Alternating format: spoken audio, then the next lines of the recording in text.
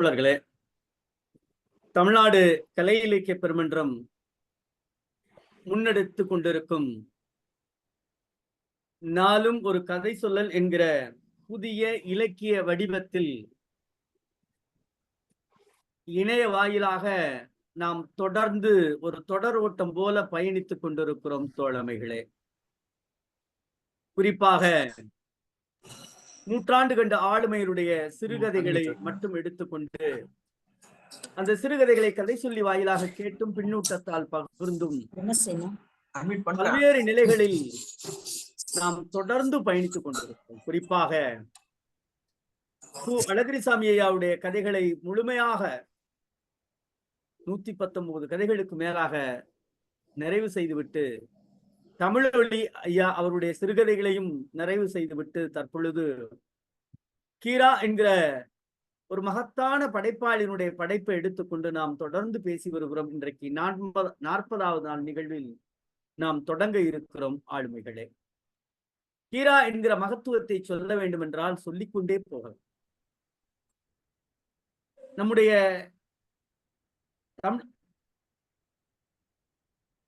கதை சொல்லிய தமிழ்நாடு முற்போக்கு எழுத்தாளர் கலைஞர் சங்கத்தினுடைய மதிப்புறு தலைவர் தமிழ்ச்செல்வன் அவர்கள் இணையத்திலே ஒரு பதிவை இப்படி தொடங்குகிறார்.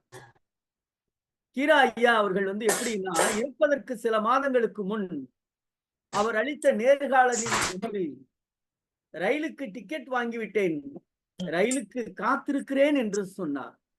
அந்த ரயில் வந்துவிட்டது. ஆனாலும் கீராவின் கதை ரயிலின் சக்கரங்கள் ஒருபோதும் நிற்கப் போவதில்லை என நம்முடைய தமிழ்ச்செல்வன் அவர்கள் பதிவு செய்திருக்கிறார். அவை மட்டுமா என்று பார்த்தால், அவர் பதிவு செய்து வருகின்ற பொழுது ஒரு இடத்தில் அவர் சொல்லுகிறார், ஒருபோதும் தன்னை முன்னிறுத்திக் கொள்ளாத குணாளன் என்று அவரை பதிவு செய்கிறார்.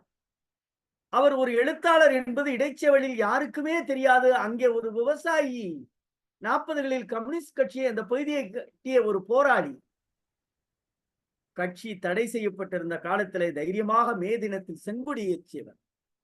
நான் எழுதுகிறேன் என்பதே ரொம்ப நாட்களுக்கு இங்கே யாருக்குமே தெரியாமல் இருந்தது. கொஞ்சம் பிரபலம் ஆக ஆக தூரத்தில் இருந்தெல்லாம் ஆட்கள் தேடிக்கொண்டு வர வர சந்தேகம் பலப்பட்டு போச்சு. கிராமம் என்பது ஒரு சின்ன வட்டம், தும்மினாலே ஊர் புறவும் கேட்கும். இதுக்கு பிறகு என் சொந்தக்காரர்களே, ஏப்பா நீ என்னமோ எழுதியிருக்காமே, கொஞ்சம் கொட படிச்சு பார்க்கட்டும் என்று கேட்க ஆரம்பித்தார் என்று இதை பற்றி அவர் கரிசல் காட்டு கடிதாசி நூலில் முன்னுரையில் எழுதியிருக்கிறார் என நம்முடைய தமிழ்ச்செல்வன் ஐயா அவர்கள் இவ்வாறு ஒரு பதிவை இணையத்திலே தந்திருக்கிறார். கீரா என்னும் அபூர்வம் என்கிற தலைப்பின் கீழ் தந்திருக்கிறார். அப்படிப்பட்ட ஆளுமைதான் நம்முடைய கீரா ஐயா அவர். அவருடைய கதையான சிறுகதையான ஒரு வாய் மொழி கதை என்கிற கதையை இன்றைக்கு கதை சொல்லியாக இணைந்திருக்கிற தோழமை இரா மேகலா முருகன் என்பர். அவர் கணினியியல் துறையில் தற்பொழுது முனைவர் பட்ட ஆய்வாளராக அழகப்பா பல்கலைக்கழகத்தில் முனைவர் பட்டம் கணினி துறையில் செய்து வருகிறார். அவை மட்டுமல்லாது அழகப்பா தொலைதூர கல்வி இயக்கத்தினுடைய தேவகோட்டையினுடைய ஒருங்கிணைப்பாளராக இருக்கிறார். அவர் கணினி தமிழ் என்கிற நூலை வெளியிட்டிருக்கிறார். அந்த நூல் அழகப்பா பல்கலைக்கழகத்தில் முதுகலை தமிழ் படிக்கிற மாணவர்களுக்கு பாடமாக இருந்திருக்கிறது. தற்பொழுது அரசு வெளியிட்டிருக்கும் புதிய திட்டத்தில் கணினி தொடர்பான பாடப்பிரிவின் கீழ் உள்ள பாடத்தில் பார்வை நூலில் இவருடைய நூல் பல்கலைக்கழகங்களிலும் பெரும்பாலான தன்னாட்சி கல்லூரிகளிலும் இடம்பெற்றிருக்கக்கூடிய கணினியினுடைய தமிழ் எழுத்தாளராக இவர் இருந்து வருகிறார். நல்ல சிந்தனை மிக்க கவிஞரான இவர் என்னுடைய இணையர் என்பதில் சொல்லிக் கொள்வதில் மகிழ்வாய் இருக்கிறது. அவர் ஏற்கனவே அழகிரிசாமி கதைகளையும் சொல்லி இருக்கிறார். தற்பொழுது இன்றைக்கு கதை சொல்ல வேண்டிய தோழமை அவர்கள் சொல்ல முடியாத சூழல் ஏற்பட்டதால் திடீரென அலைபேசியில் அழைத்து, ஐயா இன்று என்னால் கதை சொல்வதற்கு வாய்ப்பில்லை என்று சொல்லி நிறைவு செய்து விட்டார். ஆனால் உடனடியாக என் கண்ணுக்கு புலப்பட்டது எதிரே இருந்த என்னுடைய இணையர் தான். அம்மா நீங்க ஒரு கதை சொல்லணும்னு ஒரு கதை சொன்ன பிறகு, ஏங்க கலையிலக்கு பெருமன்றத்துக்கு நம்ம சொல்லாம யாருங்க சொல்றது அப்படின்னு சொல்லி உடனே இந்த ஒப்புதல் அளித்து இந்த கதை சொல்லியாக பயணிக்கிற திருமதி இரா மேகலா முருகன் அவர்களுக்கு மீண்டும் ஒரு உரை வாழ்த்தை சொல்லி, தோழமையே இன்றைய தினம் கீரா ஐயா அவர்களுடைய கதையான ஒரு வாய் மொழி கதை என்கிற கதையை சொல்ல வருமாறு தமிழ்நாடு கலை இலக்கிய பெருமன்றத்தின் சார்பாக தோழமையோடு அழைக்கின்றோம். தோழமையே வருக. நன்றி, வணக்கம். எனக்கு கொடுக்கப்பட்ட தலைப்பு ஒரு வாய்மொழி கதை. கதை சொல்லணுமாக்கும். சரி சொல்றேன். எங்க ஊர்ல எல்லாம் ஒரு கதை சொல்லணும்னு கேட்டா, நான் வாழ்ந்த கதையை சொல்லவா, நான் தாழ்ந்த கதையை சொல்லவான்னு கேட்கறது. நாம ரெண்டுல ஏதாவது ஒரு கேட்டு வைக்கணும். ஆனா அவங்க வாழ்ந்த கதையும் வராது, தாழ்ந்த கதையும் வராது. ஏதாவது ஒரு கதை வரும். பின்ன என்னதுக்கு இந்த கேள்வின்னு நினைக்கலாம். ஒருவேளை கொஞ்சம் யோசிச்சுக்கிட்டே அவகாசம் வேணுங்கிறதுக்காக இருக்கலாம். எல்லாம் ஒரு இதுக்காகத்தான். திறக்கை சுத்தின உடனே தண்ணி கொட்டுற மாதிரி கேட்ட உடனே கதை சொல்றதுக்கு மன்னன் பல்ராம் நாயக்கர் தான். யோ ஒரு கதை சொல்லு கேட்க வேண்டியதுதான். உடனே முகத்துல ஒரே சந்தோஷம், ஒரு களை வந்துடும். எச்சி கொட்டிக்கிட்டே எச்சி கொட்டியை விழுங்கிக்கிட்டு தொண்டையை சரி செய்துக்கிட்டே அடப்புல சொருகிக்கிற சேலம் போல பொடி கொட்டிய உருவி சுல்டா பொடியை எடுத்து வச்சுட்டு தொடங்குவாரு. ஆன தலை தண்டி பெருங்காயம் போட்டு கீரை கடையிற ராசா மகளுக்கும், அரிசி கழுவின தண்ணி 1000 ஏக்கர் பாயிர ராசா மகனுக்கும் கல்யாணம். கதை தொடங்குறப்பவே எல்லார் மாதிரியும் பொடியை போட்டுக்கிட மாட்டாங்க. சரியான கட்டம் வரணும் கதையில. அப்படி ஒரு இடைவெளி கொடுத்து சர்வன்னு கொடியை இழுத்து ஒரு பெருவிரலும் நடுவிரலும் ஒட்டின இடத்துல ஆள்காட்டி விரலால தொடக்க விழுற மாதிரி ஒரு உதறு தட்டிக்கிட்டு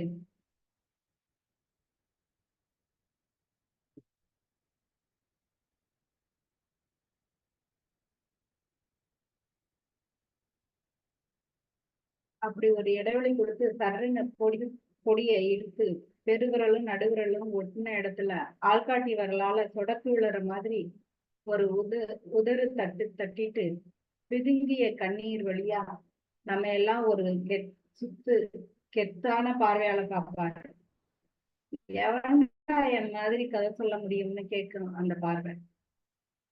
ஒரு எடுப்பு உழுதுட்டு வந்த சம்சாரிக மத்தியான வேலையில அலுப்பு தீர்க்க கொஞ்சம் கரை மரத்துல நிழல்ல துண்டு விரிச்சுக்கிட்டு தலை சாச்சு கிடக்குறப்ப பல்ராம் நாயக்கரன் ஒருவர்.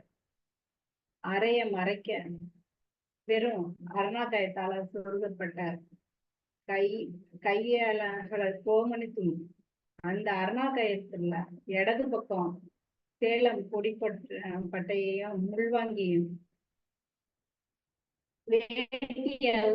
தலையில கட்டிய லேஞ்சி, அதிலே மிச்சமாக தொங்குற சுங்குள், முதுகுத்தண்டை மறைக்க விடப்பட்ட ஒரு முளத்தொங்கல். லேஞ்சி கட்டின மானைக்கு இந்த தொங்கலை மேல் முதுகுக்கு விரிச்சு மரத்தடியில தலைய சாச்சு காலை தூக்கி மரத்து மேல போட்டுக்குவாரு. ஒரு யோகாசனம் மாதிரி. பேச்சுக்கு மத்தியில அண்ணனுக்கு பிள்ளையாரப்பா தான் தொடங்கினார். ஒருத்தங்கிட்ட கைமாத்து வாங்கம பொழுது பொழுதே ஓட்ட முடியல வரதப்பன் சொன்னான். அதப்படி முடியும். ஆனானப்பட்ட சலக்காரே அடுத்த நாட்டுக்காரங்கிட்ட கை நீட்டுறப்போ நாம ஏமாத்துறோம். வாங்குறதுக்கு பெருசுலப்பா, திரும்ப கொடுக்க முடியலையே, திரும்ப கேட்காத ஆளா பார்த்து வாங்கணும்னு சொல்றாரு. அப்பேற்பட்ட ஆளு எனக்கு என்ன இருக்கு சொல்லு, அவங்க கிட்ட போய் வாங்குவோம். இருப்பான், எங்கேயாவது இருப்பான், நமக்கு தட்டுப்படணும் அப்படின்பாரு. அப்படியும் ஒருத்தன் பூமியில இருக்கவா செய்தான் அப்படின்னு சொல்லவும், ஏய் அப்படி ஒருத்தன் என்னப்பா, அதுக்கு மேலேயும் ஒருத்தன் இருக்கான்ப்பா. குரல் வந்த திக்கு பல்ராம் நாயக்கர் அருணா கைத்தால சொருகி இருந்த பொடிப்பட்டைய உருவி எடுத்துக்கொண்டே சொன்னாரு. இப்படித்தான் உங்க மாதிரி 2 பேரும் யோசனை செஞ்சாங்களாம். அப்போ அவங்களுக்கு ஒரு தகவல் கிடைச்சதாம். நம்ம நாட்டுக்கு பக்கத்து நாட்டுல ஒருத்தர் வேண்டிய மட்டுக்கும் கேட்கிறவங்களுக்கு எல்லாம் கடன் கொடுக்கறான். கடனை வாங்கவும் திருப்பி தர வேணாமா, அவங்க வாரிசு திருப்பி தந்தா போதுமா அப்படி சொல்லவும் பிள்ளையாரப்பனும் வரதப்பனும் சந்தோஷத்துல சிரிச்சுட்டாங்க. அது நல்ல விஷயம்தான், அலப்புறம் இல்ல.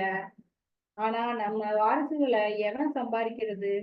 அவன் எப்ப பணக்காரனாகி அவனோட பாக்கிய தீக்கிறது? அட, எப்ப சம்பாரிச்சு பணக்காரன் ஆகுறானா அப்ப தீர்த்து அப்ப போதுங்கிறது தான் கண்டிஷனே. அப்படியா? சரி சரி சொல்லுங்க ஆச்சா. உடனே இவங்க 2 பேரும் கட்டுச்சோத்தை கட்டிக்கிட்டு அந்த நாட்டுக்கு போனாங்க. போனா அங்க அங்க போய் விசாரிக்கிறப்போ இன்னொரு தாக்கல் கிடைச்சது. அங்க இருக்கங்கன்னா, எப்போ எப்போ இது என்ன பெரிய காரியம்னு இங்க வந்திருக்கீங்க? கடன் கொடுத்து வாங்க வந்துட்டீங்க. இந்த நாட்டுக்கு பக்கத்து நாட்டுல ஒருத்தர் கடன் கொடுக்குறாரு. அவருக்கு கடன் வாங்கினவனும் கொடுக்க வேணாம், வாரிசும் கொடுக்க வேணாம். அடுத்த ஜென்மம் எடுத்தா அப்போ வந்து கொடுத்தா போதும். அடடே, இது ரொம்ப அருமையா இருக்கே. சரி, நாம இனி அங்க போவோம். இவங்க கிட்ட வாங்கிட்டு நம்ம கண்ணை மூடிட்டா நம்ம வாரிசு நம்ம ஏச்சிக்கிட்டே இருக்கும். இந்த நாட்டுக்கு புறப்பட்டு போவோம் அப்படின்னு பக்கத்து நாட்டுக்கு போறாங்க. போற வழியே காட்டு வழி பேசிக்கிட்டே நடந்து போயிட்டு இருக்காங்க.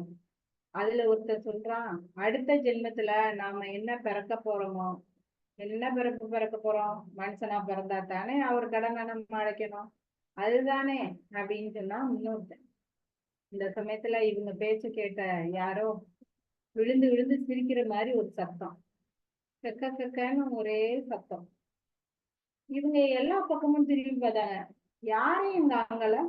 அந்தரத்துல இருந்து திருப்பி சத்தம் மட்டும் கேக்குது அப்படின்னு பதறி போறாங்க.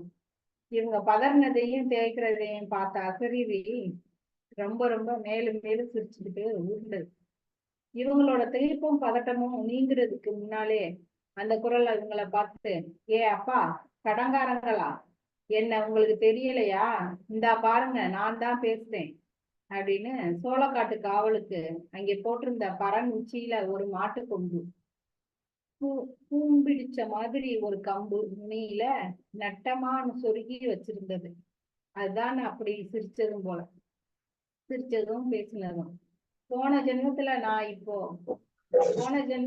நான் இப்போ நீங்க கடன் வாங்க போறீங்களா அவர்கிட்ட தானா? நானும் கடன் வாங்கினேன். கடனை வாங்கி வாங்கி ரொம்ப போர்ஸா செலவு பண்ணேன். இந்த ஜென்மத்துல அவரு தொழுவிலேயே வந்து மாடா பிறப்பெடுத்தேன். கண்ணுக்குட்டியா இருந்தப்போ என் தொண்டை நனைஞ்சிருக்காது தாய்ப்பாலுக்கு. காளையா வந்த உடனே பசுச்சுகம் மறிய முன்னாடி என்னை உடைச்சு உழவுல கட்டிட்டாங்க.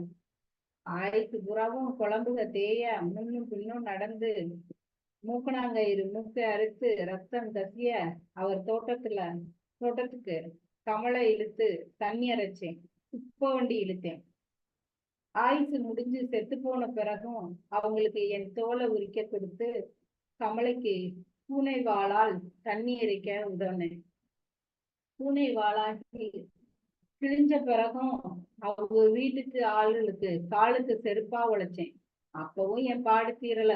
இப்போ அவரோட தோட்டத்துக்கு காவல் காத்துக்கிட்டு இருக்கேன். இப்படி சொல்லிட்டு மாட்டுக்கொம்பு சிரிக்க ஆரம்பிச்சு. திருப்பி சத்தம் மாதிரி கேட்டாலும் கவனிச்சு கேட்டா அது அழுகு சத்தம் போலதான் இருந்துச்சு. ஒன்னும் ஓடலை இவங்களுக்கு. அப்படியே மெம்மறந்து நின்றுட்டாங்க. அப்புறம் அவங்க கடன் வாங்க போனாங்களா, இந்த வழியை பார்த்து திரும்பிட்டாங்களான்னு தெரியல. அந்த நேரத்துல பல்ராம் நாயக்கரோட மகள் ஓடியாந்து, ஐயா மாடு அவுத்துட்டுது, முட்டை வருது, ஓடியான்னு பரபரப்பா கூப்பிட்டா. வேகமா எந்திரிச்ச நாயக்கரு அவுந்த கோமணத்தை அருணா கயித்துல சுருகிக்கிட்டே அவசரமா போயிட்டாரு. இப்படி கதை முடியும். நன்றி. வாய்ப்பு கொடுத்த கலையிலுக்கு நன்றி.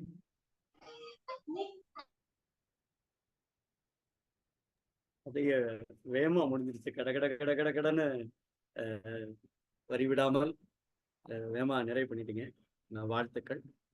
பின்னூட்டம் மற்றவர்கள் சொன்னால் சிறப்பாக இருக்கும் என்பதற்காக வழக்கம் போல் பின்னூட்டத்தால் பெருமை சேர்க்கிற கவிஞர் ரவீந்திர பாரதி ஐயா வந்து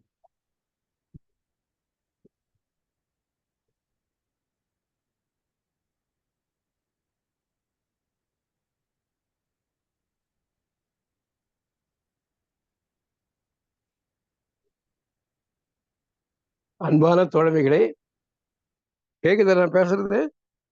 நல்லா கேக்குது. கதை சொல்லி சொன்னதுதான் எனக்கு சரியா கேட்கல, தவிர நீங்க சொல்றது அருமையா சொல்லிட்டீங்க. நான் சொல்ல நினைத்தது எப்படி ஐயா சொல்லுகிறீர்கள்? சொல்லுவதற்கு யாரா இருந்தாலும் தயக்கம் கிடையாது. மகிழ்ச்சி மகிழ்ச்சி மகிழ்ச்சி. ஆனா ஒரு தென்றல் வந்து சத்தமா வராது இல்லையா, மெதுவா தான் வரும். ஒரு இனிய தென்றல்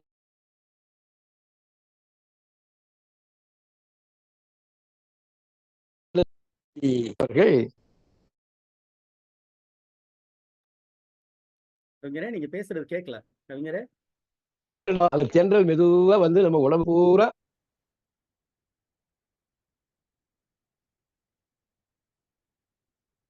சொல்லுங்க, என்ன சொன்னீங்க?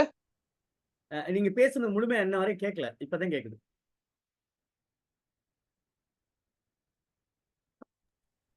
தலைவரை, நீங்க பேச்சு விட்டு விட்டு கேட்குது, சரியா கேட்கல.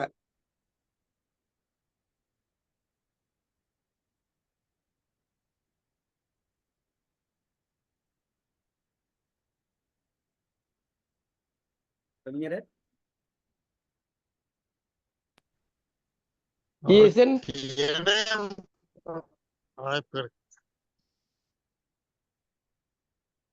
அருமையான முறையில கதையை சொல்லி இருக்காங்க. அவர்களுக்கு என்னுடைய முதல்ல வாழ்த்துக்களை தெரிவித்துக் கொள்கிறேன். மிக நல்ல கதை இது. இது ஒரு நாட்டுப்புற கதை. அவர் தலைப்பிலே வாய்மொழி கதைன்னு சொல்லியிருக்காங்க. பொதுவா பழைய காலமா இருந்தாலும் சரி, இந்த காலமா இருந்தாலும் சரி, நம்ம சமூக அமைப்புல கடன் வாங்காம பொழப்பு ஓடுறது இல்லை. அதுல ஒருத்தர் சொல்றாரு, வரத பண்றவர் சொல்றாரு, கை மாத்து வாங்கினா இன்னைக்கு பொழுது ஓட மாட்டேங்குது. அந்த கதை சொல்லி பலராம் நாயக்கர் ரொம்ப திறமைசாலி. அவர் வந்து எங்க தாத்தா கூட அப்படிதான் சொல்லுவாரு, தாத்தா கதை சொல்லு தாத்தான்னா, ஏப்பா நான் வாழ்ந்த கதையை சொல்றதா வாழ்ந்து கெட்ட கதையை சொல்றதா, எந்த கதையப்பா சொல்றேன்னுவாரு. ஏதோ ஒரு கதை சொல்லு தாத்தான்னா இந்த கதையில சொல்ற மாதிரி வேற கதையை தான் சொல்லுவாங்க. ரொம்ப எவ்வளவு நுட்பமா பாருங்க. ஊர் வேறுபட்டாலும் எண்ணமும் மொழியும் ஒரே மாதிரி இருக்கு. வாழ்க்கை முறைகள் அப்படித்தானே இருக்கு. இந்த கடன் வாங்குறத வச்சு ஒரு அருமையான கதை சொல்லியிருக்காரு பல்ராம் நாயக்கர். பல்ராம் நாயக்கர் சொன்னதாக நம்ம கீரா ஐயா அவர்கள் மிக அருமையாக இந்த கதையை எழுதியிருக்கிறார். ரொம்ப அருமையா அதுல ஒரு வரி வரும் பாருங்க, நாடே ஒரு நாட்டுக்கிட்ட கடன் வாங்குது, நம்ம வாங்குறதுக்கு என்னையா அப்படின்னு அந்த கடன் வாங்குறதுக்கு ஒரு நியாயம் கற்பிக்கிறார். எல்லா கடன் வாங்குற கடன்காரர்களுக்கும் திருப்பி கொடுக்கறது பெரிய பிரச்சனை. அதனால திருப்பியே கொடுக்காதவங்கிட்ட போய் கடன் வாங்கினா எப்படி இருக்கும் அப்படின்னு இந்த கதையில யோசனை பண்றாங்க. அதுக்கு எவ்வளவு அழகா சொல்லிட்டு போறாங்க பாருங்க. நீ எப்படி வாங்கினாலும் கடன்காரன் கடன் கொடுத்தவன் ஒண்ணு சும்மா விட மாட்டான். நீ அடுத்த ஜென்மத்துல கதை சொல்லுதா, அடுத்த ஜென்மத்துல திருப்பி கொடுக்குறேன்னு சொன்னா கூட உள்ள விடமாட்டான்றதான் அந்த கதையில எப்படி ஒரு ஆளு வந்து மாடா பிறந்து, எருமை மாடா பிறந்து, அதுக்கு கண்ணுக்குட்டியா பிறந்து, அந்த கண்ணுக்குட்டியை வந்து பசுவின் சுகத்தை கூட அறிய முடியாத மாதிரி காயடிக்கப்பட்டு, அது ஏரியிலே அது கட்டப்பட்டு உழ வைத்து கடுமையாக உழைத்து அவனுடைய சத்தையெல்லாம் உறிஞ்சி, அதுக்கப்புறம் அந்த கொம்பு கூட விடல, கொம்பும் தோட்டத்துக்கு காவல் காத்துருக்குது. ரொம்ப அருமையான கதை. கடன்பட்டால் நெஞ்சம் போல் கலங்கினான் இலங்கை வேந்தன்னு சொல்லி கிராமத்துல ஒரு பழமொழி சொல்லுவாங்க. அது கம்பர்ல இல்லை, ஆனா கம்பனை வைத்த ஒரு அருமையான நாட்டு பழமொழி அது. அந்த மாதிரி மிக அருமையான கதை. கேட்பதற்கும் படிப்பதற்கும் சுவையான ஒரு கதை. இதை அழகாக சொன்ன ஸ்ரீமதி அவர்களுக்கு என்னுடைய வாழ்த்துக்களும் நன்றியும். ஐயா திருமுருகன் அவர்களுக்கு தனிப்பட்ட நன்றி. வணக்கம். நன்றி ஐயா. உங்க பேரு மேகலா முருகன். மேகலா. நன்றி ஐயா. அடுத்ததாக நம்முடைய சிவசுப்பிரமணியன் தோழர். தோழர்கள் அனைவருக்கும் வணக்கம். இன்னைக்கு கதை சொன்ன திருமதி மேகலா முருகன் அவர்கள் கதையை நிறுத்தி நிதானமா சொன்னாங்க. கதை சொல்றதுல ஒரு 2 விதம் இருக்கு. கொஞ்சம் எட்டத்துல இருக்கவங்களுக்கு கதை சொல்றது மாதிரி ஒண்ணு, பக்கத்திலே இருக்கவங்களுக்கு கதை சொல்றது மாதிரி. இன்னைக்கு திருமதி மேகலா முருகன் அவர்கள் பக்கத்துல ரொம்ப அருகில உள்ள குழந்தைகளுக்கு கதை சொல்றது மாதிரி சொன்னாங்க. வேற ஒண்ணும் இல்லை. ஐயா மேனாள் பொதுச் செயலாளர் சொன்னது அருமையான உவமை. தென்றல் வருடியது போல் இதமாக இருந்தது. அவர்களுக்கு பாராட்டும் வாழ்த்துக்களும். ஒரு வாய்மொழி கதை. வாய்ங்கிறது வாய்மையை பேசுவதால் உண்மை சொல்லும் கதை அப்படின்னு எடுத்துக்கலாம். இதுல ஆனைத்தலை தண்டி பெருங்காயம் அந்த பாடல் இருக்குல்ல, அந்த அந்த கதையத்தையும் சொல்ல போறாருன்னு நினைச்சேன். அந்த கதைய இப்போ தமிழ்நாடு கலை இலக்கிய பெருமன்றத்தின் துணைத் தலைவராக இருக்கக்கூடிய எங்க ராஜபாளையம் தோழர் கண்மணி ராசா பல இடங்கள்ல அந்த கதையை சொல்லியிருக்காரு. நான் அதைத்தான் சொல்ல போறாருன்னு நினைச்சேன். ஆனா அதுக்கு பிறகு மாறிடுச்சு. அதாவது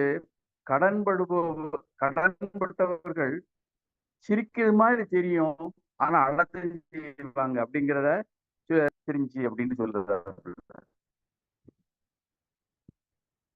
கடனானது சொந்தங்களுக்குள் அன்பை முறிக்கும். அதாவது கடன்பட்டவங்களை எலும்ப பிடிச்சிருவாங்க. கடன் சுமை தாங்காமல் தற்கொலை பண்றவங்களும் இருக்காங்க. கடன் ரொம்ப மோசமானது. ஆனா வாரிசு மேல கடன் சுமையை ஏற்றினா அந்த வாரிசு சும்மா இருப்பாங்களா? ஆயுசு முழுவதும் கரிச்சு கொட்டுவாங்க அப்பா பெற்றோர்களை. இந்த மாதிரி எல்லாம் இருக்கு. மேலாள் பொதுச் செயலாளர் சொன்னது மாதிரி கடன்பட்டான் நெஞ்சம் போல் கலங்கினான் இலங்கை வேந்தன். ஆனா கலங்குறதெல்லாம் தொழிலாளர் வர்க்கமும் நடுத்தர வர்க்கமும் தான் கலங்கும். முதலாளி வர்க்கம் கலங்காது. முதலாளி மற்றும் பெருமுதலாளி வர்க்கங்கள் கலங்காது. வெளிநாட்டிற்கு தப்பி ஓடிடுவாங்க, அல்லது அரசே வாராக்கடன் என்று தள்ளுபடி செஞ்சிடும். இந்த மாதிரி இன்னும் சொல்லப்போனா இந்த பெருமுதலாளிகளுக்காகத்தான் சல்காரே கடன் வாங்குதுன்னு நினைக்க தோணுது. கடன் வாங்கியவர் வாழ்க்கை பட்டு போய்விடும் என்பதால் கடன் பட்டவர் என்று சொல்லுகிறார். அவங்க வாழ்க்கை பட்டு போயிடும், அதனாலதான் கடன் பட்டவர் அப்படின்னு சொல்றாங்க அப்படின்னு சொல்லலாம். கீரா அவர்கள் இந்த கதையின் மூலம் கடைசியில ஒண்ணு சொல்லி அழுத்தமா சொல்றாரு. கடன் வாங்கியவர்கள் மறுமையிலும் பாடாய்ப்படுவர், சித்திரவதைப்படுவர் என்பதை விளக்கி கூறியுள்ளார் என்று சொல்ல தோன்றுகிறது. அதுதான் கதை முடிவு. வாய்ப்புக்கு நன்றி.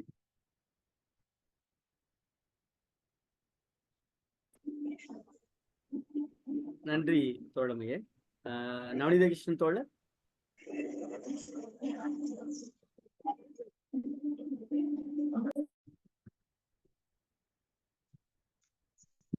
வணக்கம். வணக்கம், அனைவருக்கும் வணக்கம். உண்மையிலே இன்றைக்கு கதை வாய்மொழி கதை. இந்த கதை அவருடைய கதையும் கிடையாது. கிராமங்கள் இந்த மாதிரி கதைகள், இந்த அவர் சொன்ன மாதிரி இந்த மதிய நேர அந்த உழைப்பாளருடைய களைப்பை போக்குற கதைகள். அந்த பல்ராம் நாயக்கர் சொன்ன கதை, அந்த அவர் சொன்ன மாதிரி ஒரு யானைத்தண்டி பெருங்காயத்தை போட்டு கீரை கடையிற ராசானா ஒன்று. பெருங்காயம் சும்மா ஒரு வீட்டுல 4-5 பேருக்கு போனா ஒரு சின்ன ஒரு எனக்கு போடுவாங்க. அந்த வீட்டுல யானைத்தண்டி தடவை போடுறாருந்தா அவர் எவ்வளவு ஒரு ராஜா இருப்பாரு. எப்படி போனா அந்த கதையுடைய அந்த கண்மணி ராஜா சொன்ன கண்மணி ராஜா லட்சுமண பெருமாள் அந்த கதையை ரொம்ப அருமையா சொல்லுவாரு. நான் கூட அவருடைய அந்த கதையை கேட்டுதான் அப்புறம் அவருடைய ரசிகராகி நண்பராயிட்டான்.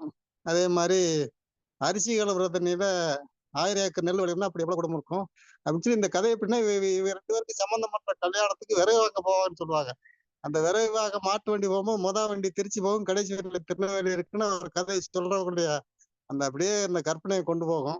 அந்த கலப்பையை போக்குற இந்த மாதிரி இருக்கிற வாய்மொழி கதைகள்ல. அதே மாதிரி இந்த கடனை விஷயம் வாங்கும்போது உங்கள்கிட்ட வாங்க வேண்டாம், நீங்க கடன் கொடுக்க வேண்டாம், உங்க பிள்ளைய கொடுத்தா போதுங்கிற கதையில வந்து பழைய ஜோக்கெல்லாம் வந்திருக்கு.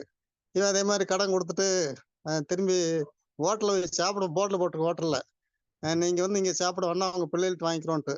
அவன் இட்லி சாப்பிட்டு வெளியே வந்தோன்னா ரூபா விடுன்னு கேட்பாங்க.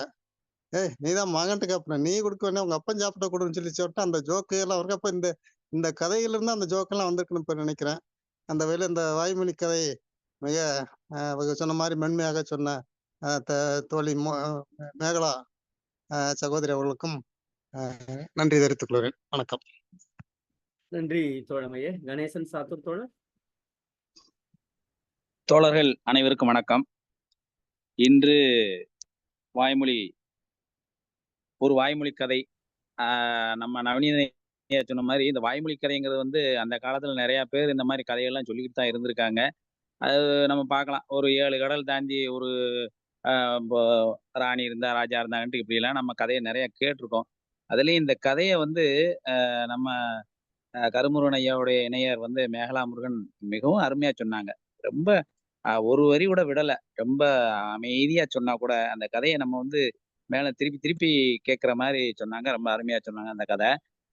இந்த கதையில வந்து எனக்கு என்ன தோணுது அப்படின்னு சொன்னா, என்னுடையது பார்த்தீங்கன்னா, அதாவது இவர் வந்து பல்ராம் நாயக்கர் வந்து கதை சொல்றாரு, ரைட் தான். ஆனா இவங்க வந்து வந்து கதை கடன் கேட்கறது வந்து இதெல்லாம் வந்து நடைமுறைக்கு வந்து ஒத்து வராதே ஒண்ணுதான். என்ன கடன் வாங்கிட்டு இருந்தா வருஷம் பூரா கடன் வாங்கிட்டே இருக்க வேண்டியதான். அப்ப வந்து அவர் என்ன சொல்றாரு, இப்படி வந்து கடனை திருப்பி கேட்காதவங்க இருக்காங்களாம். இல்ல அவன் கேட்காம வாரிசு வந்து கட்டுற மாதிரி ஒருத்தர் இருக்காங்களாம். இல்லாட்ட அவரும் இல்லாம இவரும் இல்லாம அந்த கடனே வாங்காத ஆளுகள் இருக்காங்க. இதெல்லாம் வந்து ஒத்து வருமா? அது எப்படி ஒத்து வரும்? யாராச்சும் வெளிநாட்டுக்கு தப்பி போறவங்களுக்கு ஐடியா கொடுக்குறவங்களும், தப்பி போறத பத்தி அவங்களே தெரிஞ்சிருக்கிறவங்களுக்கு கடன் கொடுத்துருவாங்க. என்ன அந்த மாதிரி ஆளுகளுக்குன்னா கடன் வந்து வாங்கிருவாங்க. எப்படியா வாங்கிருவாங்க. ஆனா இவங்களுக்கு வந்து ஒரு உழைப்பு வந்து இவன் உழைச்சாதான் அவனுக்கு காசு. இவன் வந்து உழைக்காம இருந்துகிட்டு பல்ராம் நாயக்கர்கிட்ட போய் கடனை கேட்டுக்கிட்டு அவர் கதையை கேட்டுக்கிட்டு இருந்தா இந்த வெட்டி பேச்சு வீண பேச்சுன்னு சொல்றது இதுதான். அதை உழைக்கிறத விட்டு போட்டு கடனை எப்படி வாங்கும் அதை எப்படி வாங்கணும் இப்படி பேசுனாங்கன்னா அவங்களுக்கு வந்து என்னைக்குமே சரி. ஆனா பல்ராம் நாயக்கர் வந்து இதுல ரொம்ப கெட்டிக்காரர். நம்ம ரவீந்திர பாரதியா சொன்ன மாதிரி அவர் வந்து ரொம்ப கெட்டிக்காரர். அவருடைய வேலையை வந்து கிளீனா வச்சிருக்கிறாரு பாருங்க. அவ பொண்ணு வந்து மாடு அவுத்துட்டு போயிருச்சு, என்ன முட்டை வந்துரும் போலுக்குன்னு சொன்ன உடனே கோமணம் கூட அவந்து தெரியாம டக்குன்னு எந்திரிச்சு ஓட்டாம ஓட போறாரு. அப்ப வெட்டியா கதை கேத்தவங்க இவங்க தானே. அதனால அவர் வந்து இப்படி வந்து வெட்டி பேச்சு வீண் பேச்சு கேட்கறதுக்கு நிறைய பேர் இருக்காங்க. நம்ம இப்படியே கதையை சொல்லி காலத்தை ஓட்டிக்கிட்டே இருக்கலாம்னு அவர் ரொம்ப கோளாறா இருக்காரு. இவங்க வந்து கடை வாங்கினா அதை வாங்கினா இதை வாங்கினா இதை யோசிச்சா நல்லா இருக்காது. அதாவது என்னென்ன உழைப்பு இருக்கு, எப்படி வேலை பார்த்தா எப்படி சம்பாதிக்கலாம், அந்த சம்பாத்தியத்துல வந்து எப்படி குடும்பத்தை நடத்தலாம், இப்படித்தான் பார்க்கணும். ஆனா பல்ராம் நாயக்கர்கிட்ட போய் கதை கேட்டுக்கிட்டு இருந்தோம்னா என்னைக்கு அவர் நீட்டா கிளீனா இருக்காரு. அதுல ஒண்ணும் மாற்றமே இல்லை. இவங்க தான் போய் கதை கேட்டுக்கிட்டு இருக்காங்க அப்படிங்கன்னு கீரா அவர்கள் வந்து இத வந்து ஒரு சிரிப்புக்கு வர்ற மாதிரி சொன்னா கூட இது நடைமுறையில இப்பவும் இருக்கத்தான் செய்யுது. நிறைய பேர் உட்காந்துட்டு பீடியும் சீரட்டியும் உட்காந்துக்கிட்டு வெத்தலையும் போட்டுக்கிட்டு கதை கேட்க உட்காந்துக்கிட்டு இருப்பாங்க. அது வந்து இப்படி இருந்தா வந்து சரி வராது, இந்த சமூகத்துல முன்னேற்றம் அடையாது அப்படின்னு சொல்ற மாதிரி இந்த கதையை கொண்டு போயிருக்காரு. ரொம்ப அருமையான கதை. வாழ்த்துக்கள். வாழ்க வளமுடன். வணக்கம். நன்றி தோழமையே. ஐயா ஒரே ஒரு சின்ன வார்த்தை நல்லா சொல்லட்டுமா? நல்லா சொல்லுங்க. உங்க துணைவியார் என்றது எனக்கு ஞாபகம் இல்லையே, மன்னிக்கணும். மேகலா முருகன் அது என்ன நித்யஸ்ரீன்னு வந்துச்சு. ஸ்ரீநிதினு வந்துச்சா? ஸ்ரீநிதி அத பார்த்துட்டு நான் அந்த ஸ்ரீநிதி அப்படியா ஸ்ரீநிதி மகள் அவங்க மொபைல்ல இருந்து இவங்க பேசி இருக்கிறாங்க. அப்படிதானே? எப்படி இருந்தாலும் உங்க குடும்ப உறுப்பினர்கள். நீங்க அடக்கி வாசிக்கும் போதே புரிஞ்சுக்கிட்டேன் நானு. ஒரு சந்தேகம் என்னடா அருமையா பின்னூட்டம் கொடுக்கிறவரு இவரு பின்னோக்கி போறாரு அப்படின்னு நினைச்சேன். விஷயம் இதுதானா? மகிழ்ச்சி. ரொம்ப நல்லா சொன்னாங்க. நீங்க ஏத்துக்கிறீங்களே இல்லையோ, எங்களுக்கெல்லாம் பிரமாதமா சொன்னாங்க. அவங்களுக்கு என்னுடைய வாழ்த்துக்கள். நன்றி தோழமையே. வேற யாராவது பின்னூட்டம் சொல்றீங்களா? நான் நிறைவா பொதுச் செயலாளர்கிட்ட போயிடலாம். வேற யாராவது இருக்கீங்களா? பெண்ணோட்டம் வேற யாராவது இருக்கீங்களா? அண்ணே பாலனே, அடேங்கப்பா எங்க அண்ணனை பார்த்து, ஐயோ அண்ணே வணக்கம். இங்கதான் இருக்கீங்களா இல்ல வெளிநாடு எதுவும் போயிட்டீங்களா? போயிட்டு வந்தாச்சு. சொல்லுங்கண்ணே சொல்லுங்க. தோழர்களே வணக்கம். உண்மையிலே ரொம்ப மகிழ்ச்சியா இருந்தது, உணர்வு வந்தது இந்த இடத்துல. தமிழ்நாடு கலை இலக்கிய பெருமன்றம் வந்து யாரும் அதை தடுக்க முடியாது அப்படிங்கிறதுக்கு நம்முடைய தோழியர் வந்து சகோதரி மேகலாவே ஒரு சாட்சி. உண்மையாகவே இந்த இடத்துல இது என் தந்தையார் சொல்லுவாரு, ஒரு கட்சியில இருக்கக்கூடியவங்க தன்னுடைய பிள்ளைகளை வந்து சேர்த்து விடணும் அப்படின்னு ஒரு 20-30 ஆண்டுகளுக்கு முன்னால சொல்லுவாங்க. அந்த மாதிரி இருந்திருந்தாலே நம்ம இன்னும் பலமா அடைஞ்சிருப்போம் அப்படிங்கிறது எங்க அப்பாவுடைய கருத்தா இருக்கும். ஏன்னா முதல்ல அடுத்தவங்களே சொல்லிட்டே இருக்கும்போது தன்னுடைய மனைவியையே இறக்கி விடுறதுதான் நமக்கு இன்னைக்கு தேவை, இன்னைக்கு காலகட்டத்துக்கு தேவை. அதனால உண்மையிலேயே வந்து ஹேட்ஸ் ஆப் சொல்லித்தான் ஆகணும். அதுவும் இன்னைக்கு வந்து இடையில கதை சொல்ல வர முடியாதவங்க வரும்போது இதோ நான் இருக்கிறேன் அப்படின்னு சொல்லி வந்தது வந்து ரொம்ப மகிழ்ச்சி. இது வந்து ஒரு சாதாரண ஒரு நாளாக நம்ம கருத முடியல. நம்முடைய தோழர் கருமுருகன் அப்படிங்கிறதுனால இல்ல, இது யாராக இருந்தாலுமே இந்த பாராட்டு போய் அவங்களுக்கு சேரும் அப்படிங்கிறத சொல்லிக்கிறேன். அதனால கதை வந்து ஒரு அருமையான ஒரு சின்ன கதைக்குள்ளர ஒரு எவ்வளவு ஒரு அருமையான ஒரு இஎம்ஐ வந்து உள்ள வச்சிருக்கிறாங்க. அதை மேனாலும் சொல்லிட்டாங்க, அதை ஒரு லைட்டா கோடிட்டு காமிச்சு, ஒரு தந்தை கடன் வாங்கினா மகன் வரைக்கும் விட மாட்டார் அப்படிங்கிறது தான் இந்த கதையில பின்னால உள்ளது. ஒரு மாடு வந்தாலும் மாடு கண்ணு போட்டு அந்த கண்ணை மூலமா வேலை வாங்குறாங்க இல்லையா, அதான் இதுல அடிப்படை. அந்த அடிப்படையில பாக்குற போது நம்முடைய குடும்பத்தில் இருக்கிற ஒவ்வொருத்தருமே கடன் வாங்காம தன்னுடைய வரவுக்குள்ள செலவை கொண்டுகிட்டு போகணும் அப்படிங்கறத இந்த கதையில நம்ம ஒரு பாடமா எடுத்துக்கணும் அப்படிங்கறதே நான் ஒரு இந்த இடத்துல பதிவு பண்றேன். எல்லோருக்கும் வாழ்த்துக்கள். கதை சொன்ன தோழியர் ரொம்ப அருமையா நிதானமா அழகா சொன்னீங்க. நீங்க நினைச்சுக்கிட்டு இருப்பீங்க நம்ம சரியா சொல்லலையா, இல்ல ரொம்ப அற்புதமா அழகா சொன்னீங்க. சொல்ல வேண்டியது நல்லாவே சொன்னீங்க. ஏன்னா கதை கேட்ட எங்களுக்கு தான் நல்லாவே இப்படித்தான் சொல்லணும். அருமையா சொல்லி முடிச்சீங்க தோழியர், வாழ்த்துக்கள். நன்றி தோழமையே, மிக்க மகிழ்ச்சி. வேற யாராவது இருக்கீங்களா? இல்லைன்னா நிறைய வணக்கம் வணக்கம். அண்ணி வணக்கம் வணக்கம் வணக்கம் வணக்கம். ரொம்ப மகிழ்ச்சியா இருந்தது. அதாவது கதை சொல்லி நிகழ்வு வந்து இன்றைக்கு 40வது நாள் நினைக்கின்றேன். தொடர்ந்து இதை வந்து சிறப்பா கொண்டு போயிட்டு இருக்கீங்க. ரொம்ப அதுலயும் வந்து என்னுடைய சகோதரி மேகலா சார் சொன்னாங்க, சிவசுப்பிரமணியன் சார் சொன்னாங்க, பக்கத்துல இருக்கவங்களுக்கு எப்படி கதை சொல்லணுமோ அந்த பாணியில தான் சொன்னாங்கன்னு சொன்னாங்க. உண்மைதான், எந்த ஒரு சலனமும் இல்லாம அழகா தென்கட்சி சுவாமிநாதன் சொல்ற அந்த நடை மாதிரி எனக்கு தென்பட்டது. நிதானமா புரியுற மாதிரி. நான் பாதியில தான் வந்தேன், அதனால எனக்கு வந்து பாதி கதையில தான் நான் கவனிச்சேன். அவ்வளவு அழகா அப்படியே ஒரு வரி விடாமன்னு சொன்னது கூட இப்பதான் தெரியுது. அதுவும் இடைச்செருகளா தான் வந்திருக்கீங்கன்னு நினைக்கிறேன். அது வந்து சார் சொல்லும் போது கவனிச்சேன். இது வந்து ஒரு இலக்கிய குடும்பம் தான், அதுல மாற்று கருத்தே கிடையாது. ஸ்ரீநிதியும் வந்து அந்த அளவுக்கு கதையை போனதட்ட அழகிரிசாமி கதையை சொல்லும் போதும் ரொம்ப அற்புதமா அப்படியே நேராவே எல்லாம் நம்ம வந்து பார்த்த மாதிரியே காட்சி வந்து கொண்டு வந்து நிறுத்தினாங்க. அதே மாதிரி மேகலாவும் வந்து ஒரு கணினி பேராசிரியரா இருந்தா கூட தமிழ், அந்த தமிழோட தமிழ்கடவுள் முருகனோட இணைந்து கணினி தமிழாக இன்றைக்கு பரிணமிச்சிருக்கிறதா எனக்கு தெரிகிறது. ஆமா, அவர் சார் ஒருத்தர் சொன்னாரு, நம்ம குடும்பத்துல இருந்தே எதா இருந்தாலும் அந்த மாற்றம் வரணும்னு சொன்னாங்க. அதை வந்து சிறப்பா செஞ்சுக்கிட்டு இருக்கிற ஒருங்கிணைப்பாளர் விடாமல் எந்த ஒரு நிகழ்வா இருந்தாலும் அதை புறந்தள்ளி விட்டுட்டு அந்த டயத்துக்கு இந்த ஒருங்கிணைப்பு நிகழ்வு வந்து இணையத வழி மூலமாக செய்து கொண்டிருக்கின்ற கருமுருகன் பேராசிரியர் அவர்களுக்கும் வாழ்த்துக்கள். கடன் வந்து என்றைக்குமே அன்பை முறிக்கும். அந்த வகையில கடனே வேண்டான்ற மாதிரி இந்த வாய்மொழி கதையை மிக அருமையாக சொல்லி கொடுத்த மேகலாவுக்கும் மனமார்ந்த வாழ்த்துக்கள். நன்றி.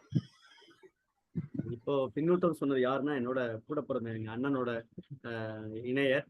அவங்களும் ஒரு முதுகலை தமிழாசிரியர். அவங்களும் கதை சொல்லியிருக்காங்க. அன்பாசிரியர். மகிழ்ச்சி மகிழ்ச்சி. உங்க குடும்பமே தமிழ் வளர்க்குது ஐயா. இல்ல, நிறைய ஆசிரியர் விருதுகள் நிறைய பெற்றிருக்காங்க. அன்பில் அப்படியா? எங்கள்கிட்ட விருது வாங்கியிருக்காங்க. சமீபத்துல கூட சிறிய குட்டி கதைகள், ஒரு பக்க அளவுல இருக்கக்கூடிய குட்டி கதைகள் நூல் வெளியீட்டு விழா இப்பதான் அவங்க 2 நூல் வெளியிட்டிருக்காங்க. அதுல ஒரு நூல் சமீபத்துல தான் பெரிய அளவுல ஒரு வெளியீட்டு விழா நிகழ்த்தினாங்க.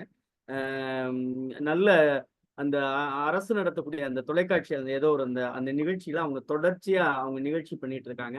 கொரோனா காலத்துல மாணவர்களுக்காக அந்த கதை சொல்லல் நிகழ்ச்சி பெரிய அளவுல தமிழகம் முழுவதும் பேசப்பட்டதுல இவங்களும் ஒருத்தங்க. எங்க அண்ணி அப்படிங்கிறதுல ரொம்ப அவங்களும் முனைவர் தான். அவங்களும் முனைவர்பட்ட பள்ளியில பணிபுரிந்தாலும் கடினமான உழைப்பாளி. மாணவர்களுக்காக என்ன சொல்றது, எல்லாரும் 4 மணிக்கு வந்துட்டானா அவங்க ஸ்கூல்ல இருந்து 6 மணி ஆயிரம் வர்றதுக்கு. எங்க அண்ணன் சொல்றாங்க, எங்க அண்ணன் சொல்லுவாங்க, அவங்க அண்ணியை கல்யாணம் பண்ணிட்டு வந்ததே ஸ்கூலுக்காண்டி தான்டா அப்படின்னு சொல்லுவாங்க. அந்த மாதிரி நல்ல உழைப்பாளி, நல்ல சிந்தனையாளர், நல்ல பொதுவுடைமை சிந்தனையாளர். குறிப்பாக கவிஞர் முடியரசன் அந்த அவைக்களத்துல அவங்க செயலாளராக இருக்காங்க. திருக்குறள் அந்த பேரவையில மாநில பொறுப்புல இருக்காங்க. நல்ல பேச்சாளரும் கூட. நன்றி அண்ணி அவர்களே. நல்ல குடும்பம், பல்கலைக்கழகம். நன்றி நன்றி நன்றி நன்றிங்கய்யா, ரொம்ப மகிழ்ச்சி. வேறு யாராவது பின்னூட்டா இருக்கீங்களா, இல்ல நிறைவு பகுதிக்கு போறது? ஓகே. நிறைவாக நம்முடைய தமிழ்நாடு கலை இலக்கிய பெருமன்றத்தினுடைய பொதுச் செயலாளர் மருத்துவர் அருமையா இருக்கு. வணக்கம் தோழர் அனைவருக்கும் வணக்கம். அன்னைக்கு அவங்க மேகலா முருகன் வந்து மிக அருமையா சொன்னாங்க. ஏற்கனவே சொன்ன மாதிரி தென்றலை போல மிக இனிமையான ஒரு மெல்லிய குரல். அது ஒரு கணினித்துறையில இருக்கவங்க வந்து ஒரு கதையை உள்வாங்கி அதை எந்த வித இதுவும் விடாமல் அப்படியே சொல்றாங்க. மிக எல்லா விதமான இதையும் சொல்லி அந்த கதையினுடைய போக்கு எப்படி இருந்தது எல்லாம் சொல்லிட்டாங்க. நம்ம சொன்ன மாதிரி அவங்க குடும்பமே அப்படிதான். ஸ்ரீநிதியும் அன்னைக்கு ரொம்ப அழகா சொன்னாங்க அந்த குவலசாமியுடைய கதைகள் பத்தி. இதுல ஒரு நம்மகிட்ட இருந்துதான் இப்ப பிள்ளைங்களுக்கு இணையருக்கு எல்லாமே அந்த அது வந்து மேனியா வந்து இன்ஃபெக்டிவா இருக்கும்பாங்க. சந்தோஷம் வந்து ஒருத்தர் சந்தோஷமா இருந்தா எல்லாருக்குமே சந்தோஷமா இருப்பாங்க. அந்த மாதிரி நம்ம கருமன் தோழர அவர் நம்ம கணேசன் சொல்வாரு, உலகமெல்லாம் சுற்றி வரும் முருகன். அது மாதிரியான ஒரு அவர் இருக்கிறப்ப அவரை சுத்தி இருக்கிறவங்களும் ஒரு சந்தோஷமா ஒரு கலையும் இலக்கியமும் அது போலதான், மேனியா போலதான். சும்மா இருக்கிறப்ப பேசுறப்ப எல்லாம் நம்ம பேச பேச அவங்களுமே அந்த மாதிரி மாறிடுவாங்க. அவங்ககிட்ட இருந்து நமக்கு வரலாம், நம்மகிட்ட இருந்து அவங்ககிட்ட போகலாம். வாசிப்பு யார் யார்கிட்ட இருக்கோ அந்த மாதிரி இருக்கு. அப்படி ஒரு மிக அருமையான குடும்பம். அவங்க ஏற்கனவே அவங்களோட இதுக்கு ஒரு தடவை போறப்பதான் அந்த கருமுறை அந்த இதுக்கு போறதுனாலதான் அன்னைக்கு ஒருங்கிணைப்பு வந்து அந்த அவங்க அண்ணி அவங்களுடைய நூல் வெளியீட்டு விழாக்கு தான் போகணும்னு சொல்லி அன்னைக்கு போயிருந்தாங்க. அதனால அன்னைக்கு ஒரு வெளியீட்டு அந்த இது கருமுறை செய்யக்கூடிய அந்த இணைய ஒருங்கிணைப்பு பணியை இன்னொரு தோழர் செஞ்சாங்க. அவங்களும் மிகச்சிறந்த கருத்தை இன்னைக்கு வந்து சொல்லியிருக்காங்க. அவங்களுடைய இதையும் கேட்டால் ஒரு பக்க கதைகள் எல்லாம் தொகுத்திருக்காங்க முனைவர் அப்படின்றப்ப அந்த குடும்பமே பல்கலைக்கழகம் போல இருக்கிறது. அவங்களுக்கு முதல்ல நம்ம வாழ்த்துக்கள் கலைப்புறம் சார்பாக. இந்த கதை நம்ம இது அந்த கதையை கண்மணி தான் அடிக்கடி சொல்லிக்கிட்டு இருப்பாரு, ஒரு ஆணத்தண்டி பெருங்காயத்தை போட்டு. அந்த பல்ராம் நாயக்கரோட இதை சொல்லி போடும்போது பொடி எடுத்துட்டாருன்னா ஒவ்வொரு இதுவுமே ரசிச்சு ரசிச்சு எழுதியிருப்பாரு. வாழ்ந்த கதையை சொல்லவா தாழ்ந்த கதையை சொல்லவான்னு ஆரம்பிச்சதுல இருந்து அந்த பொடி எடுத்துக்கிட்டு எந்தெந்த விரல்ல பிடிச்சு வைப்பாரு, எந்த நேரத்துல வைப்பாரு, வச்சுட்டு ஒரு பார்வை பார்ப்பாருன்றதெல்லாம் அப்படியே ஒரு நாடகத்தை நம்ம கண்ணால் அந்த காட்சியெல்லாம் கொண்டு வந்து காட்டியிருப்பார். அதுக்கப்புறம் கோமணம் கட்டிட்டு யோகாசன நிலையில இருந்து ரெஸ்ட் எடுக்கக்கூடிய விவசாயிகளுக்கு என்னவா இருக்கும், கடன் வாங்கும்ல, அவங்க உடனே ஒண்ணும் இல்லாம அரங்கான் கைத்துல கோவணம் மட்டும் கட்டிக்கிறவங்க நம்ம தான் கடன் வாங்குறோம் இல்ல, நாடே கடன் வாங்குதுன்னு. அது எதுக்கு அப்ப அந்த அகில இந்திய அளவில் என்ன நடக்குன்றதையும் அந்த விவசாயிகள் பேசிக்கிட்டு இருக்கதாவும், ஒரு நல்ல ஒரு இது நம்ம தேவைக்கு வாங்குறோம், அதை ஏன் திருப்பி கொடுக்கணும் அப்படின்ற ஒரு சிந்தனை. அப்படி ஒரு சமூகம் வந்தா நல்லதுதான். யார் யாருக்கு தேவையோ உங்களுக்கு என்ன தேவையோ அந்த சமூகம் தரும் அப்படின்னா, அது வந்து இப்போ உள்ள சமூகத்துல வாய்ப்பு இல்ல. சோசியலிச சமூகம் வந்ததுக்கு அப்புறம் ஒரு கம்யூனிஸ்ட் சமூகம் வந்தப்பதான் உறுப்பினருக்கு எது தேவையோ அதை வந்து வழங்கக்கூடிய ஒரு அமைப்பு வரும். ஆனால் அந்த அமைப்பை கற்பனை செய்யக்கூடிய ஒரு சாதாரண விவசாயிகிட்ட இருக்குன்றதை தான் கொண்டு வர்றாரு. ஏன் கடனை கொடுத்தவன் ஏன் திருப்பி கேட்கணும் அப்படின்றது. அந்த கடனை கொடுத்தவன் எப்படி இருப்பான்? ஆனா சாதாரண விவசாயி நினைக்கிறது, நம்ம தேவைக்காண்டி கடன் வாங்குறோம், அவன்கிட்ட எக்ஸஸா இருக்கு, கொடுத்தவனை ஏன் திருப்பி கேட்கணும், அவன் பேசாம விட்டுற வேண்டியதானே அப்படின்றது ஒரு இயல்பான நேச்சுரல் ஜஸ்டிஸா இருக்கும். ஆனால் சமூகம் அப்படி இருக்கிறது இல்லைன்னு பல்ராம் நாயக்கரோட அந்த கதை போறது. வாரிசு வந்து கட்டலாம், இல்ல அதுக்கப்புறம் வாரிசு இல்ல, நீ அடுத்த ஜென்மம் வந்தா பிறந்தா கட்டலான்றது. அதெல்லாம் எப்படி இருக்கு அப்படின்னா, அந்த ஒரு கற்பனையாக இருந்தால் கூட அந்த கடன்காரர்கள் எப்படின்னா, அந்த மாடை வந்து இறந்தாலும் கூட தோலை வந்து தண்ணி இறக்க பயன்படுத்திட்டு அதை செருப்பா பயன்படுத்தி அந்த கொம்பையும் வைத்து பாடாப்படுத்தி விடுவாங்க அப்படின்றதையும் சொல்றாரு. இப்படி சொல்லிக்கிட்டு இருக்கும் போதே வந்து அவங்க மகன் வந்து ஏன் மாடு கயிறை அவுத்துருச்சு, எல்லாரையும் முட்டை வருவான்றவனே இயல்பான இதுக்கு வந்து அப்படி முடிச்சிடறதா இந்த கதை போகிறது. மிக ஒரு அருமையான கடன் தொல்லையால் எவ்வளவு பாதிப்பு வரும் என்பதையும், கடன் சமூகத்துல காந்தி சொன்ன மாதிரி இந்த இந்த இயற்கை கிட்ட வந்து இங்க வாழும் மனித உயிரினங்கள் அனைத்துக்கும் தேவையானவற்றை வழங்குவதற்கு இயற்கை கிட்ட இருக்கு. ஆனால் எந்த ஒரு மனிதனையும் பேராசையை இதால் நிறைவேற்ற முடியாது என்பார். நேச்சர் வந்து எல்லா விதமான வளங்களையும் வைத்திருக்குது. இங்கு வாழக்கூடிய உயிரினங்கள் அனைத்தும் இந்த வளங்களை பயன்படுத்தி வாழலாம். ஆனால் எந்த ஒரு தனி மனித பேராசையும் அது நிறைவேற்றாது என்பார். அதான் உண்மை. ஆனால் இன்னைக்கு அப்படி இல்ல சமூகம். நீங்க உங்களால வலுத்தவனுக்கெல்லாம் இந்த சமூகம் வந்து தன்னுடைய வளங்களை எடுத்துக்கொள்ளக்கூடிய உரிமை இருக்கிறது. அந்த சமூகத்தில் இந்த மாதிரியான அரைஞான் கயிற்றில் கோவணத்தோடு இருக்கக்கூடிய நபர்கள் வந்து இப்படி சிந்திக்க மட்டும்தான் முடிகிறது. அதை மிக அருமையாக சொல்லியிருக்கார். அதுக்கு ஒரு கதையும் தலைப்புமே ஒரு ஒரு கலைப்பூர்வமான தலைப்பையும் கொடுத்திருக்கார். நன்றி.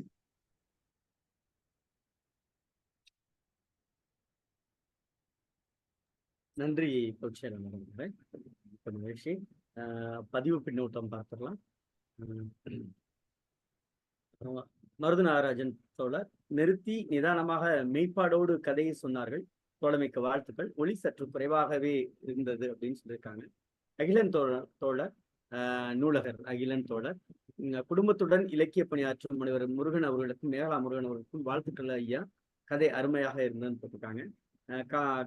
கார்த்திகா மலேசியாவில இருந்து அருமை மருமகள் போட்டிருக்காங்க, மிக மிக மிக அருமை, வாழ்த்துக்கள் அட்டைன்னு போட்டிருக்காங்க. இவங்க போன முறை அழகுசாமி கதையை அவங்களும் மலேசியாவில இருந்து சொன்னாங்க, இந்த முறையும் அவங்க சொல்லுவாங்கன்னு எதிர்பார்க்கிறேன். வாழ்த்துக்கள் மருமகளை. அடுத்து ரேவதி நவநீத கிருஷ்ணன் தோழர் மேகலா முருகன் அவர்கள் கதையை அருமையாக கூறினார்கள். முருகன் தோழர் குடும்பமே இலக்கிய பணியில் ஈடுபட்டு இருப்பது மிகவும் மகிழ்ச்சியாக உள்ளது. சிறுவயதில் எங்கள் தாத்தாவிடன் அவருக்கு களைப்பாக உள்ள போது குருவி கதை கேட்டால், ஒரு குருவி ஒரு நெல்லை தூக்கிட்டு போச்சு, 2 குருவி 2 நெல்லை தூக்கிட்டு போச்சுன்னு வரிசையா 36 58 சொல்ல நாங்க களைத்து போய் தூங்கி விடுவோம் தோழர்களே அப்படின்னு சொல்லியிருக்காங்க. மிக்க அருமை தோழர். பின்னூட்டம் தந்த தோழமைகளுக்கு அத்தனை பேருக்கும் வாழ்த்துக்களும் பாராட்டுகளும். இன்னைக்கு நிறைய பேர் இணைஞ்சிருக்கீங்க, அதுக்கு கூடுதல் சிறப்பு. மேகலா எதுவும் சொல்றீங்களா?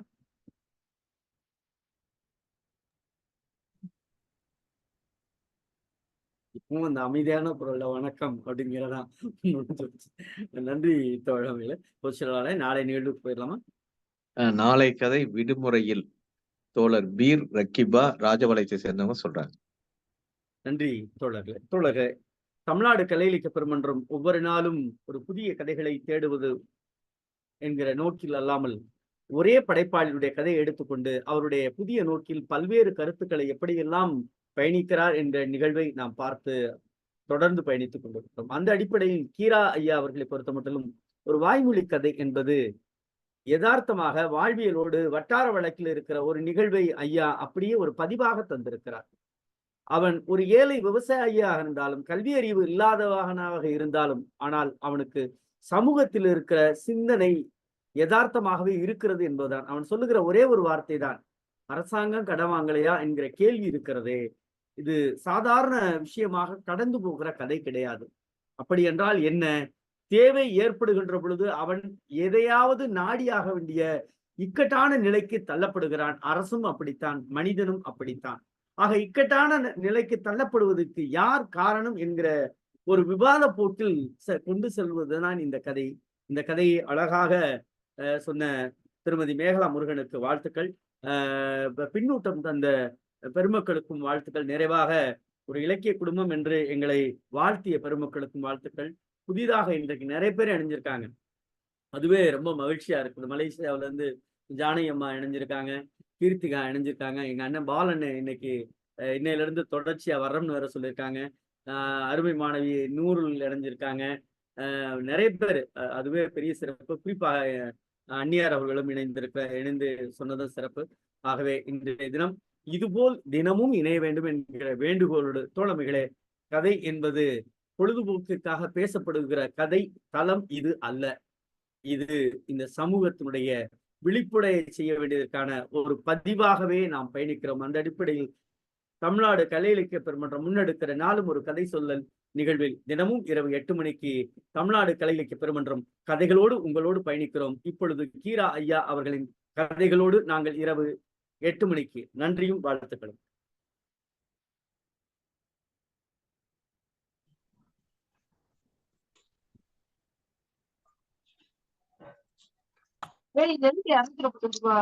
போயிட்டாங்க.